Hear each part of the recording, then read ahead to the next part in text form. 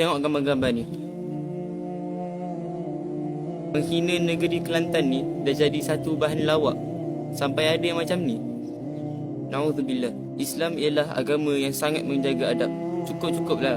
Walaupun saya ni bukan orang Kelantan, tapi saya tahu mesti ada orang Kelantan yang sedih, yang sakit hati bila orang menghina negeri diorang. Ada berita pasal maksiat je, Kelantan. Ada berita pasal jenayah je, Kelantan. Hina sangat ke orang Kelantan ni? Kena kutuk, kena hina. Yang kita hina itu bukan seorang dua orang, tapi satu negeri. Saya buat video ni pun sebab ada orang DM saya cakap dia terasa dengan gurauan yang macam ni. Maksudnya kalau seorang pun boleh terasa, tak mustahil ramai lagi yang terasa.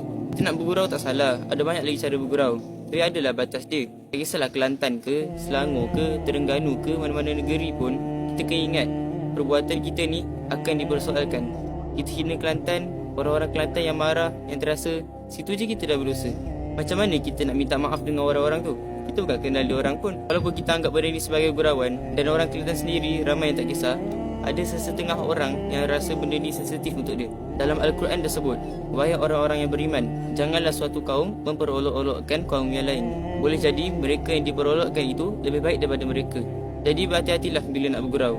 Jangan sampai bergurau tu buat orang terasa. Orang beriman bukan jenis suka mencela, melaknat, berkata keji dan kotor. Saya hanyalah seorang lagi pendosa, saya tak sempurna. Assalamualaikum.